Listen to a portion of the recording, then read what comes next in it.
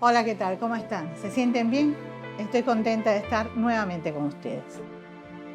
Un gigante cumple 100 años y muchos pueblos del mundo van a abrazar esta festividad porque él los quiso, realmente los quiso. Cuando había un movimiento de liberación, una causa justa, podían sentir su voz firme y clara, solidaria. También, cuando ese pueblo nos pedía ayuda y nosotros podíamos, la brindamos con todo el amor del mundo. Pero hubo un pueblo que robó su corazón, su pueblo, el pueblo cubano. Por nosotros hizo cosas maravillosas, algunas que son difíciles de imaginar. Porque fíjense, triunfar una revolución socialista a 90 millas de la potencia económica y militar más poderosa del planeta, Estados Unidos de Norteamérica, no es poca cosa.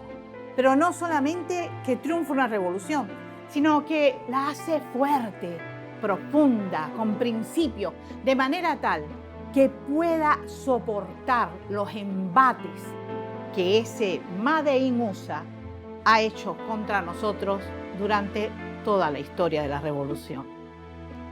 Él realiza políticas profundas, políticas públicas de avanzada, siempre en beneficio de nuestro pueblo.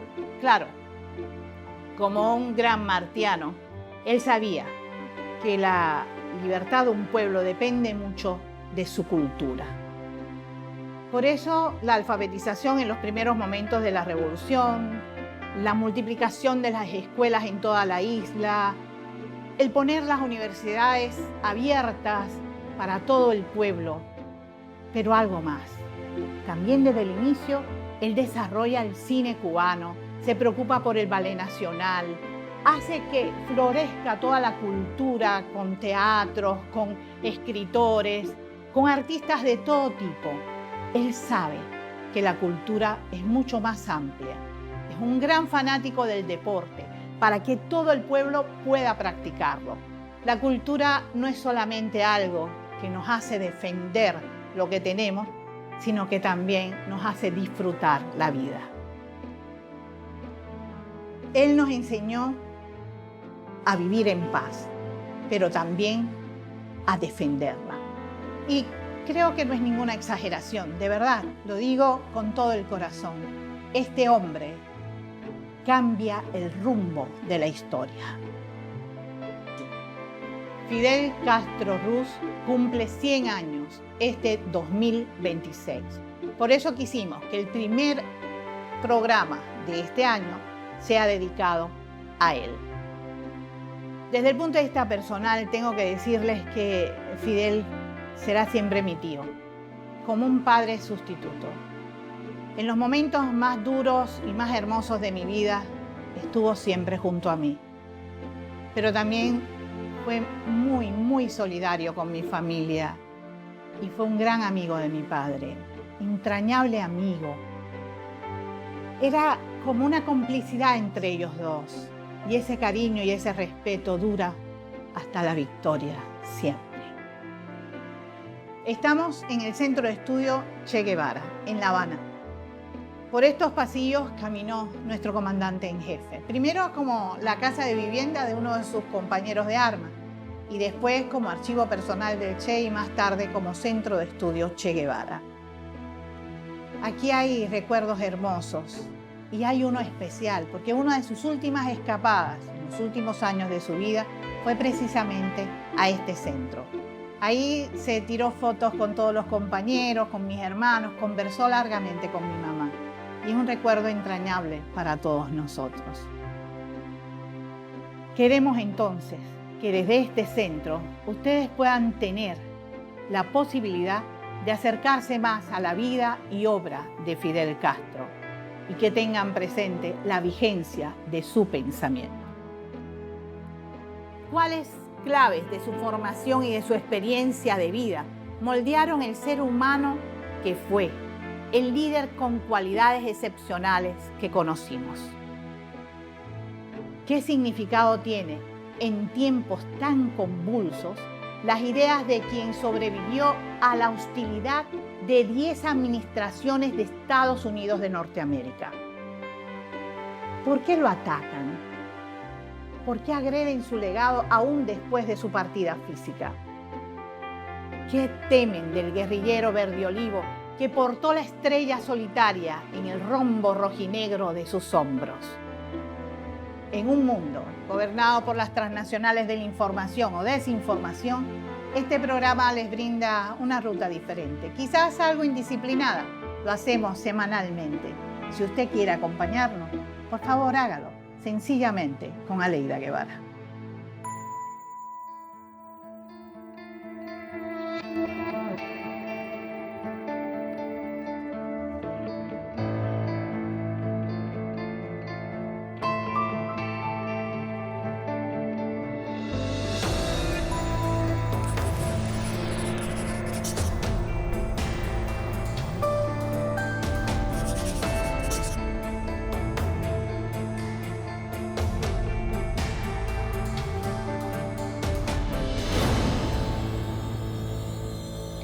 Estamos muy complacidos de poder estar con una mujer cubana, simple, sencilla, pero que ha tenido un privilegio extraordinario. Ella ha podido conocer muy de cerca al comandante en jefe. Ha estado cerca de sus recuerdos, de sus vivencias, y de verdad ha plasmado esto en libros, porque no solamente se ha quedado con la información, además de toda la investigación que ha tenido que hacer para poder escribir estos libros, ella ha publicado una serie de libros para las nuevas generaciones donde podemos encontrar de verdad quién era nuestro comandante en jefe. Por ejemplo, mire, Ángel, la raíz gallega de Fidel, Fidel Castro Ruz, guerrillero del tiempo, conversaciones con el líder histórico de la Revolución Cubana y todo el tiempo de los cedros, paisaje familiar de la vida de Fidel Castro. Son algunos de los libros que ella ha dejado para las nuevas generaciones. Por tanto, es para mí un placer enorme poder conversar con Katiuska Blanco. Muchas gracias, de verdad. Como periodista, como escritora, muchísimas gracias por estar hoy con nosotros. Para mí un honor estar aquí contigo, que eres la representante de una estirpe tan maravillosa como la de Che Guevara. Muchas gracias. Mira, aquí tengo una foto que creo que es tu primer encuentro con el jefe. La verdad es que me la dieron así, no sé si realmente es cierto. Sí. Perfecto. Vamos entonces a ver. Tú eres una de las pocas personas que se puede llamar biógrafa, ¿no? De Fidel. Pero además tuviste el privilegio de que el biografiado compartía contigo. Es decir, no solamente investigaste, sino que pudiste conversar directamente con él.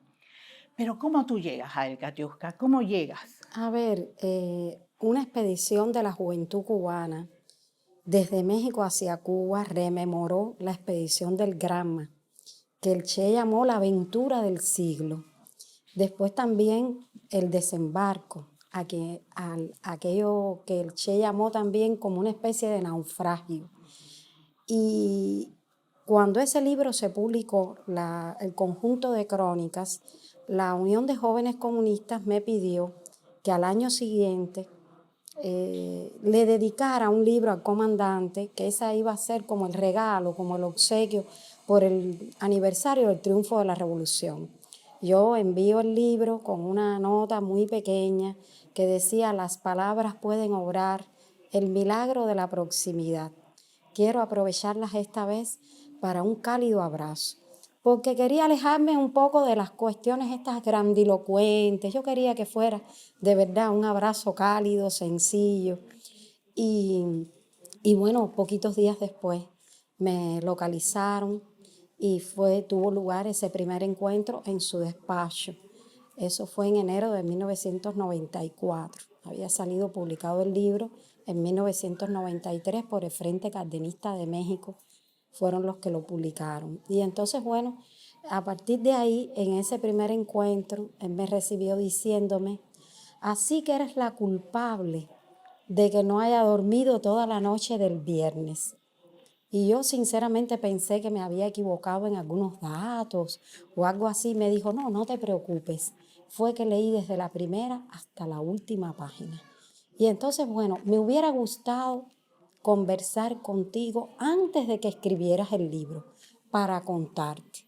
Y entonces ahí comenzó un regreso a la historia en el que, sobre todo la estancia en México, la expedición del Granma y los primeros tiempos en la Sierra Maestra fueron el asunto, pudiéramos decir, más abordado, aunque también hablamos de José Martí, hablamos de los libros que había leído a lo largo de mi corta vida en ese momento.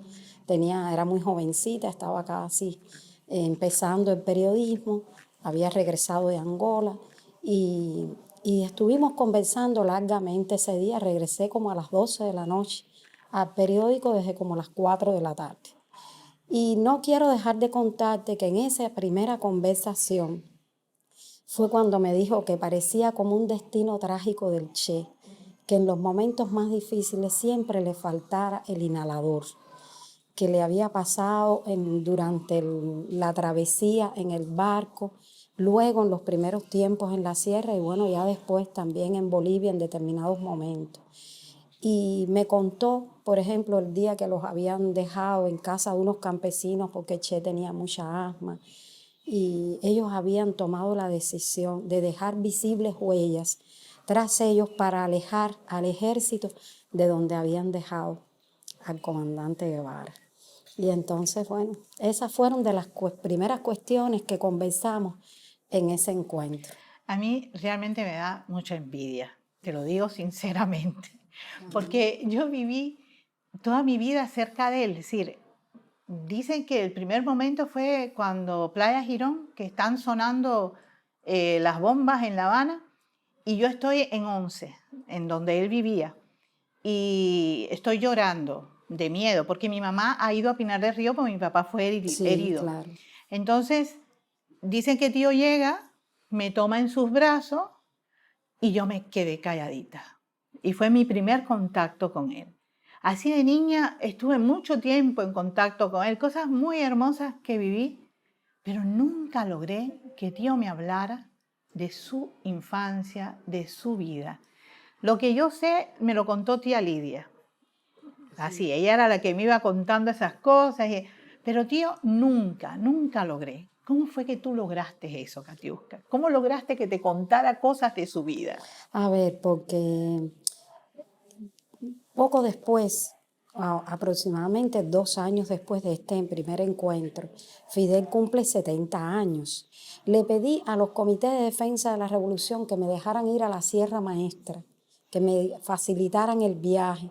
Y de regreso escribí una crónica con un título muy garciamarquiano, que era El hombrón afincaba sus 200 libras en el arma. Y el 13 de agosto, ese trabajo salió publicado, el 11 de agosto salió publicado en un suplemento que preparó Especial Juventud Rebelde. Y a él ese trabajo le llamó mucho la atención y entonces él me invitó a la visita a Virán con García Márquez. Para mí fue una cosa extraordinaria, era la primera vez que yo viajaba. Si hubiera sido con cada uno de ellos por separado, hubiera sido una expedición extraordinaria para mí. Pero los dos conjuntamente era algo muy soñado por cualquier periodista que comenzara. Y realmente los primeros recuerdos no me los va contando a mí, se los va contando a García Márquez en el recorrido por todo Virán. Claro, de ahí fue como una especie de brújula para yo responder lo que no sabía, porque Fidel hablaba Martín Conde, mi tía María Julia, mi hermana Angelita, iba mencionando personas de la familia y del batey. Y para muchos yo no sabía quiénes eran, y entonces empecé a investigar por ahí, para responderme a mí misma las preguntas o las cosas que yo me hacía después de recordar todo lo que él había dicho en ese recorrido. Realmente para el primer libro yo no tuve la oportunidad de conversar con el comandante. Lo que sí hice fue investigar mucho y él me dio la oportunidad de acceder a todas las cartas familiares, a las fotografías de la familia, a todos los archivos que sobre su vida habían en el Fondo Fidel Castro de la Oficina de Asuntos Históricos. Y también de algunos de los combatientes del ejército rebelde, para saber, porque para estudiar un poco de dónde venía aquel combatiente, había que tener conocimiento también general de la historia. Y entonces por ahí fue que comencé, y bueno, ya después yo empiezo a trabajar ya más directamente con el comandante. Antes de publicar Todo el tiempo de los cedros, yo mandé una maqueta, pero yo empiezo a trabajar como una de las colaboradores del comandante en el Palacio de la Revolución. Ya eso fue en 1999. Y el libro se publica en el 2003, porque durante años pensé que nunca se iba a publicar. Pensé que iban a transcurrir 30 años, porque como él era tan pudoroso, no le gustaba para nada que se conocieran de las cuestiones familiares, no hablaba nunca de eso. Yo pienso que porque él tenía primero el deseo de no dar a conocer para proteger a la familia, también porque él había sido de alguna manera al paso de los años en la lucha revolucionaria, había sido víctima también de la agresión inescrupulosa que se da siempre con las personas que más quieren los combatientes. Ellos siempre tratan de agredir por donde más le duele al luchador, y eso es con los seres queridos, y él fue víctima de eso muy, muy tempranamente. Y por otro lado, porque también tenía una idea muy clara de que él no podía propiciar el culto a la personalidad. Y entonces por eso siempre fue muy, pienso yo, como muy cauteloso con esos temas. ¿Qué pasa? Que ya a sus 70 años, yo creo que ya era hora de que diera un poco la información y las claves de por qué y cómo y quiénes habían influido. Yo pienso que en su espíritu sensible, porque lo que primero él recibe de la familia y de la casa es la solidaridad, el amor hacia los demás, la empatía hacia el otro, el luchar y defender a los que más lo necesitan, que son los desposeídos. Y entonces eso le viene de la casa. Y así con el paso de los años, como yo trabajaba también como colaboradora, lo escuché hablar con García Márquez, contarme a mí misma pasajes de la historia, por ejemplo, de Cayo Confites, de Grama, de la Sierra. Y a cada rato, por ejemplo, yo vivía en Alamar y no tenía conexión telefónica en esa época. Entonces él llamaba a la dirección del periódico, la dirección del diario, llamaba a un fotógrafo que vivía como a 5 o 6 cuadras de mi casa. El fotógrafo iba hasta mi casa, me avisaba que el comandante iba a llamar, yo salía corriendo.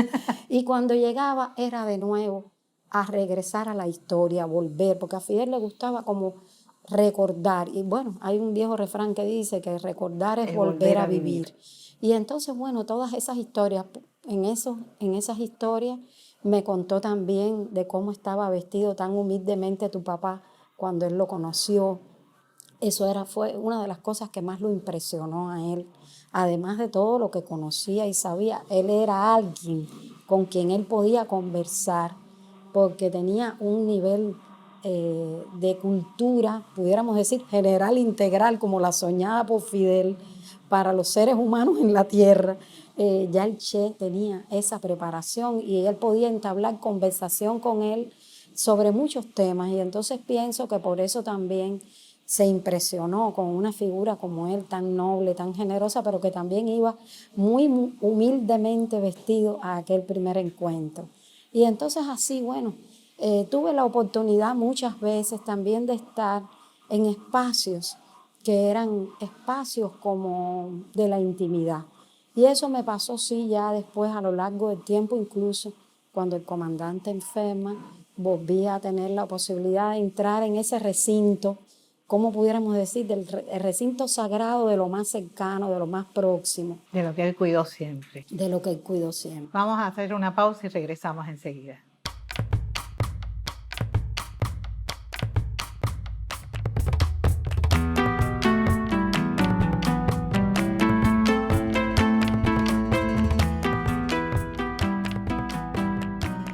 Katiuska, escribiste algo que realmente me gusta mucho. Permíteme leerlo. Recuerdo a Fidel quizás como el roble que daba sombra a cuanto lo rodeaba, con toda su historia sobre los hombros, enfundado en el traje de campaña guerrillera, la gorra puesta bajo el techo. Lo veo avanzar despacio, con una solemnidad propia de cada minuto de su vida. ¿Por qué destacas la solemnidad en este hombre? Porque Fidel era un hombre solemne. Él no solo a la manera, yo siempre recuerdo cuando Miguel Barnet en su biografía de un cimarrón dice que no es un libro de historia, es la historia de un hombre, Esteban Montejo, que pasa por la historia. Y siempre digo que en el caso de Fidel es un hombre que no solo pasa por la historia, sino que también la cambia definitivamente, le pone rumbo y la proyecta, pudiéramos decir, al futuro. Pero lo hace también viviendo la historia de una manera tan solemne. Siempre en cada cosa que Fidel hacía trataba de rememorar lo que sus antecesores, libertadores de Cuba o de nuestra América habían hecho. Lo que había hecho José Martí, describía, vivía profundamente también el minuto de la historia en que se repetían a los 5 años, a los 100 años, los acontecimientos o cuando había que poner el pie. Y eso es un ejemplo, por ejemplo, cuando se cumplen los 100 años del desembarco por Playitas, Fidel va y sale de las aguas hasta con una bandera. Él era un hombre que vivía profundamente los símbolos de la historia misma. Respiraban con él todos los que de alguna manera habían hecho parte de nuestra historia. Yo siempre digo que Fidel es el hombre que conjuga, encarna a todos los que lucharon de alguna manera. Entonces, frente a él, que era también para mí un árbol, porque es un elemento de la naturaleza, y si es un roble o un cedro, por su hidalguía, por su resistencia, por su elegancia, por su belleza y por su afán también de cobijar a los seres humanos, a aquellos especialmente que más lo necesitan, que son los desposeídos, los expoliados, los siempre ninguneados en la historia. Y entonces para mí, verlo frente a mí siempre fue una experiencia maravillosa. Nunca olvidé, estando frente a él, que estaba frente a alguien que no solo era de un tiempo épico pasado o presente, sino que por su profundidad de pensamiento, por su análisis tan lúcido de los acontecimientos históricos y de lo que ellos influían en los procesos políticos, económicos y sociales del mundo, de nuestra región y de nuestro país. Era un hombre que había logrado también descubrir cuáles eran los desafíos y las preguntas que nos haríamos en el futuro. Y las respuestas las dio con anticipación. Hace unos días se celebraba o se conmemoraba el discurso de Fidel en la universidad en el 2005. Y yo decía, se ha hablado mucho de la pregunta, pero hay que ir a la respuesta que Fidel dio, que la encontró en defender toda la justicia conquistada como fortaleza esencial para el pueblo de Cuba, para el mañana. Luchar por eso, por conseguir preservar lo que la revolución avanzó, es uno de los desafíos y la respuesta está ahí. Eso nos permite a nosotros, si lo conseguimos definitivamente, venceremos como él dijo que sí que venceríamos. Katiuska, cuando tú estabas hablando con él de estos libros, haciendo todo tu trabajo, ¿alguna vez los interrumpieron por alguna otra gestión? ¿Tuviste que esperar? ¿Él tuvo que irse?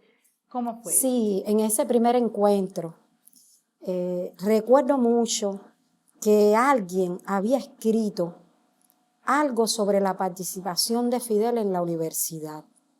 Le entró la llamada y él pidió que sí, que se la pusieran. Y yo le vi conversar con esa persona con un respeto hacia lo que la persona había escrito, pero también al mismo tiempo aclarando aquellos asuntos que no eran exactos. Nunca se me olvida que en esa primera conversación también él puso en duda los datos que yo había escrito en el libro, en el Después de lo Increíble, porque lo increíble era la expedición de Granma, así se titulaba el libro. Y recuerdo mucho porque eso fue también algo que recibí como lección.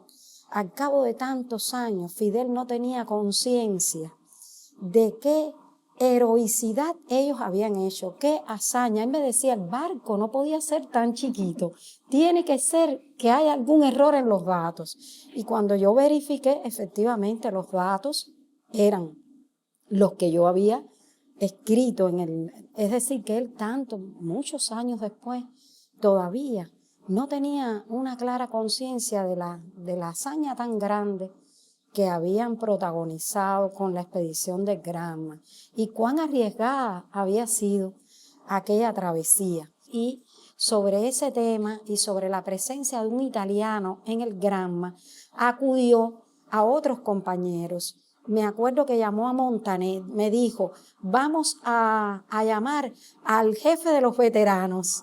Y entonces le preguntó a Montané sobre la presencia de Gino Doné en el barco.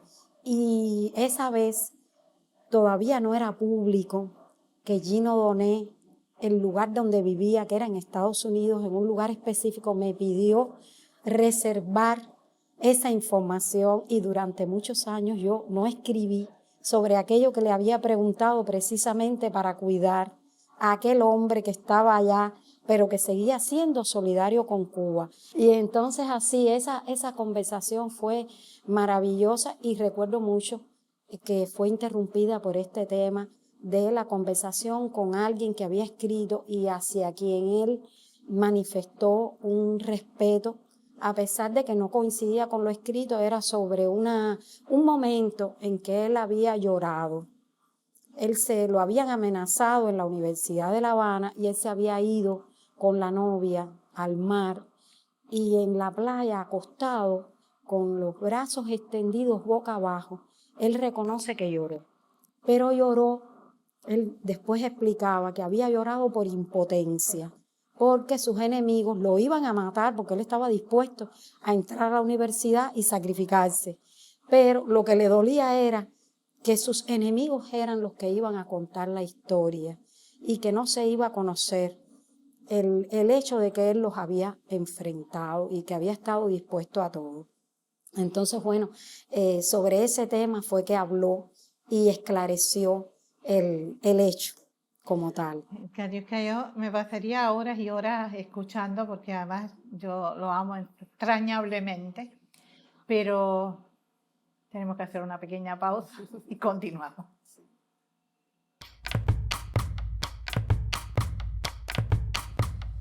Ha estado observándole casi todo el tiempo.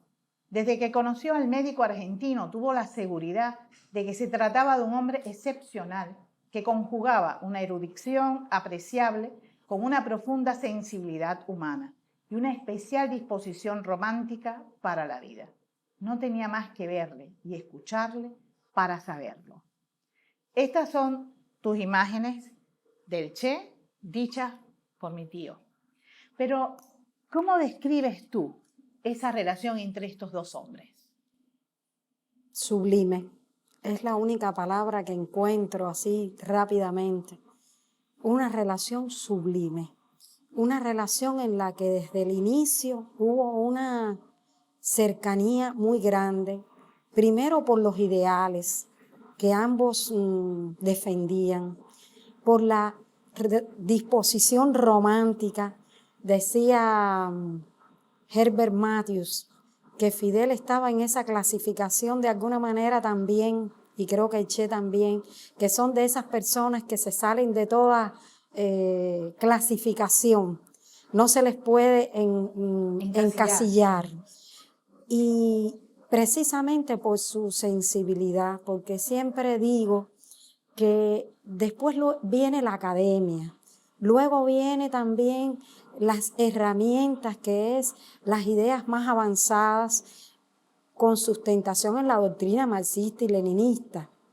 Pero el hombre tiene que tener eso que el Che llamó una vocación de amor hacia el otro, hacia las personas, a dedicarse esos valores que Fidel decía que eran los más extraordinarios por los que alguien podía dar su propia vida y que el Che definió como la estatura fundamental a la que podía llegar un ser humano, ¿no? Esa condición de sentir por el otro en cualquier espacio, en cualquier lugar que se necesitara y que hiciera falta un acto de justicia y que para llegar a ese acto de justicia fuera necesaria también la rebeldía y el sacrificio. Entonces yo pienso que eso es lo que los vincula a ellos desde el primer día, esa sensibilidad, pero también el conocimiento, las herramientas que ya ambos disponían de ella para poder luchar con lucidez, para poder organizar la lucha, para poder emprender tareas tan grandes como una revolución. Y por otro lado, siempre pienso que ambos tenían también fíjate que cuando se habla del encuentro en Emparan 49, es algo, uno se lo imagina como una conversación en voz baja. Esa delicadeza, esa manera de relacionamiento también, pudiéramos decir delicado, entre hombres tan extraordinarios. Yo me acuerdo mucho también de los detalles. Algo que Fidel recordaba mucho del Che, ¿sabes cuál era? Que él, en la prisión de Miguel Schulz, en la cárcel migratoria en México, los compañeros se ponían a jugar ajedrez y el Che era capaz de jugar con varios a la vez, pero de espaldas. Y cuando a mí me han preguntado, por ejemplo, ¿dónde crees que fueron las primeras ocasiones en que Fidel jugó ajedrez? Nunca he encontrado, antes de esa estancia compartida en la cárcel de Miguel Schulz, una vocación de Fidel por el ajedrez. Es decir, que yo creo que lo que jugó después de ajedrez se lo debe al Che Guevara, que son también esos pequeños detalles también cotidianos que te dicen que fueron seres humanos, que fueron hombres también de todos los días, con esos, como digo yo, como esos gestos, como dice el poeta Silvio, el mantel de la mesa, el café de ayer. Bueno, ellos también eran de ese tipo de relación. Entonces, esta relación que pudiéramos decir de pensamiento y de sensibilidad, esta relación de confluencia en las ideas más avanzadas de nuestro tiempo y en las luchas por alcanzar los objetivos nobles de emancipación política, social, de los pueblos, es lo que une definitivamente a esos dos grandes de la historia, al Che Guevara y a Fidel Castro. ¿Sabes? Cuando yo pocas veces pude hablar contigo sobre mi papá, porque era como que un tema prohibido, ¿no? Y un día que estábamos hablando de eso, yo recuerdo que empiezo a sonreírme y él me mira y me dice, ¿tú por qué te ríes? Y yo le digo, tío, que estás hablando de mi papá en presente. Es como si él fuera a entrar por esa puerta. Y él me miró muy serio y me dijo, no, es que tu papá está presente. Él lo sentía así realmente. Y realmente una de las crónicas que más apasionadamente yo he leído y preservado en la memoria está escrita por otro argentino, por Jorge Timossi, que escribió para los 70 años de Fidel, para mí la crónica más bella, que se llamaba Los sueños de Fidel. Y entonces las personas pensaban que se trataba de aquello por lo que Fidel luchaba. Y sí, era eso, pero eran los sueños biológicos de Fidel. Y ahí en esa crónica, Fidel cuenta que siempre soñaba con el Che conversando, vivo. Y entonces yo pienso que cuando uno tiene vivas a las personas, siempre sueña con ellos en conversación.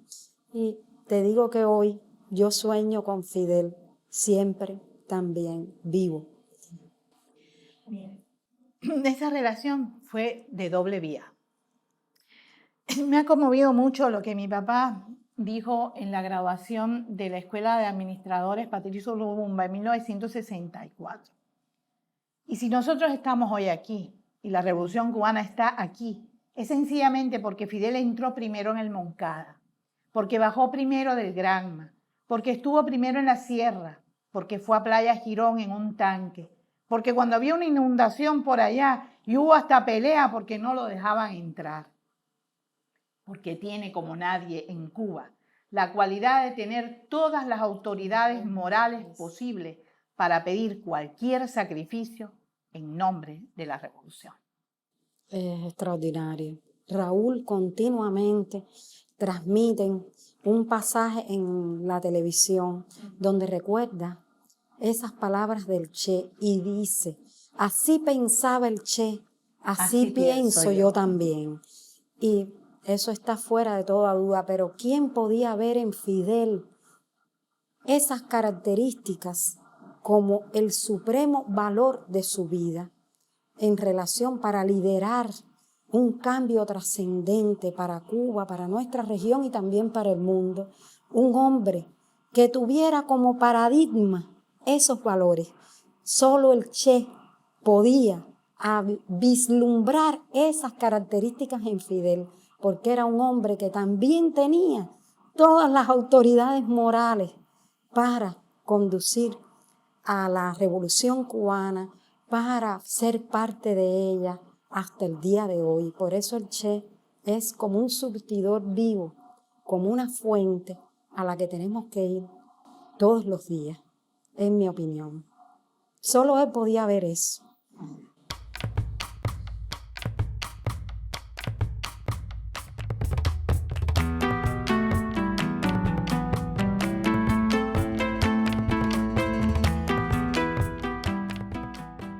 Yo comenzaba el programa hablando de la relación extraordinaria que había entre Fidel y el pueblo cubano.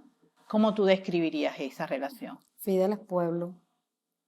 Fidel encarnó las luchas del pueblo de Cuba, no solo las más recientes, sino las luchas de nuestros libertadores desde el siglo XIX. Encarnó esa aspiración de soberanía, de independencia, pero también de justicia social, que eran las luchas en definitiva anticoloniales y luego antiimperialistas, en relación primero con la metrópoli española y después con los Estados Unidos, que se veían venir porque José Martí las vislumbró también desde finales del siglo XIX. Entonces, yo siempre digo que Fidel ya no era Fidel. Fidel encarnaba los propósitos, las luchas, los sueños de un pueblo entero y también de todos los que lucharon y cayeron por el camino. No solo de los compañeros suyos de su tiempo, sino los desde siempre. Él siempre decía que cuando era un adolescente comenzó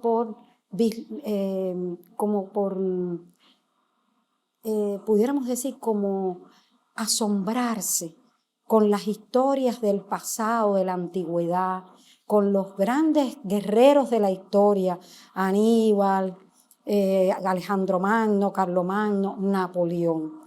Pero a pesar de todo, consideraba que de los grandes guerreros de la historia, el más sublime, el extraordinario, era Simón Bolívar.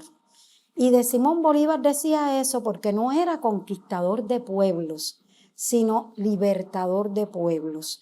Entonces, de alguna manera, cuando uno lo piensa, que él dice, me empecé a impresionar ya después, con más conciencia, con los libertadores de nuestro continente y luego también con los luchadores extraordinarios que tuvo la Revolución Cubana desde sus inicios, con Máximo Gómez, Antonio Maceo, José Martí. Entonces, esa es la historia del pueblo de Cuba y por eso yo pienso que Fidel es pueblo, además de que desde su niñez también tuvo una relación muy con los de abajo, como uno más, incluso en determinadas circunstancias de la vida, fue colocado en el lugar de aquellos que no tenían ni siquiera un bocado para saciar su apetito. por circunstancias también de que lo enviaron a Santiago de Cuba a estudiar.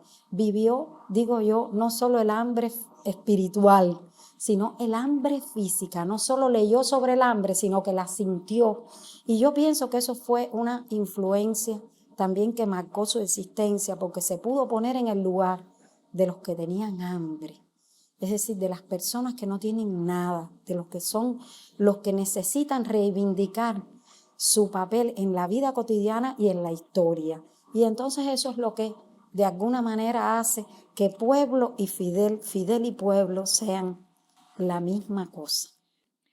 Es una de las cosas lindas de Fidel, por supuesto, entre tantas, es que no solamente él fijó su rumbo para Cuba, sino que fue mucho más allá, rompiendo fronteras, y se convierte en un líder prácticamente internacional. Es decir, Fidel llega con su ayuda, con su solidaridad a distintas partes del mundo. Y desde tu punto de vista, ¿cómo es que él logra convertirse en ese líder internacional? Por aquello que hemos estado hablando, que es su preocupación por los seres humanos. Él descubre también las vías a través de las cuales el capitalismo logra impactar de manera cultural en la gente, descubre el mecanismo que es el de la publicidad, que hace que la gente pierda la capacidad de pensar y que crea en los seres humanos el reflejo condicionado a partir de patrones y modelos de vida que nos son ajenos. Entonces, esa preocupación por la humanidad él la expresa con amor, con solidaridad, con los pueblos que luchan y también con solidaridad, con esa preocupación por la salud de los pueblos, por la educación de los pueblos. Pudiéramos decir que hay tres vertientes: la insurgencia, la reivindicación que Fidel hace siempre de todas las resistencias en cualquier esquina del planeta, y la otra, el derecho que los pueblos tienen a ser tratados con humanidad. Por eso el concepto de Fidel de humanidad, de civilización, está pasado siempre por un pensamiento crítico que juzga a las civilizaciones que en nombre de esa palabra aplastaron y aplicaron un genocidio contra otras civilizaciones que eran tan valiosas igual. Y entonces por eso es que Fidel alcanza esa dimensión internacional, porque todas las causas en el mundo fueron a algo que él defendió, y lo hizo, bueno, de múltiples maneras. Lo hizo con su participación de apoyo, pudiéramos decir, en enunciados, en discursos, en colocarse al lado de los pueblos en cuestiones como, por ejemplo, la defensa de Vietnam, en épocas complejas, donde otros países que se decían progresistas no tomaban la causa de Vietnam como una causa que había que defender. Fidel lo hizo. Después, con la participación de tropas cubanas, cuando, por ejemplo, en Angola, Agostinho Neto pidió apoyo para la independencia, para apoyar las luchas del Congreso Nacional Africano contra el apartheid. Éramos, siempre Nelson Mandela lo reconoció, fuimos el país que no los consideró nunca ellos terroristas, sino que todo lo contrario, consideró que eran un pueblo en lucha y que había que apoyarlos, así como con la independencia de Namibia, así como con los pueblos en nuestra América que luchaban contra las dictaduras, cruentas dictaduras que asesinaron, torturaron, desaparecieron seres humanos. Y entonces el pensamiento de Fidel, así como el de Che y como de otros combatientes por esos derechos de los pueblos, está vivo, y al mismo tiempo son los que nosotros tenemos que enarbolar ante una situación en el mundo compleja, y que uno siempre piensa, por ejemplo, en Palestina, y ahora también en aquella manera desfachatada con la que se llevan adelante crímenes en el Caribe, como por ejemplo cuando se bombardean las lanchas sin pruebas, sin saber de verdad quiénes son esas personas, sin derecho alguno pasando por alto todas las normas del derecho internacional, que Fidel, bueno, desde la invasión a Yugoslavia dijo que se creaba un precedente en nuestro tiempo que daría lugar a otras violaciones flagrantes de derecho internacional. También está ocurriendo porque hay un mundo que emerge, que es la esperanza. Y entonces contra eso ellos están tratando de resistirse. Y bueno, ante eso, ante ese mundo que emerge y el otro que no acaba de desaparecer, ¿no? Tenemos que seguir luchando y enarbolando a Che Guevara, a Ho Chi Minh, a Nasrallah, a Fidel Castro, a Hugo Chávez Frías y a todos los que han luchado por la emancipación verdadera y auténtica de los pueblos. Nuestro comandante en jefe desapareció físicamente. Pero todo ese trabajo que tú has hecho, Katiuska, nos permite tenerlo todos los días presente. Tengo que agradecerte también como hija, porque yo me siento su hija. Todo ese lindo trabajo, toda esa linda investigación, ese amor que tú desprendes cuando hablas de mi tío. Muchísimas gracias. Gracias a ustedes. No, muchísimas gracias, de verdad. Y a ustedes, amigos, los veo la próxima semana.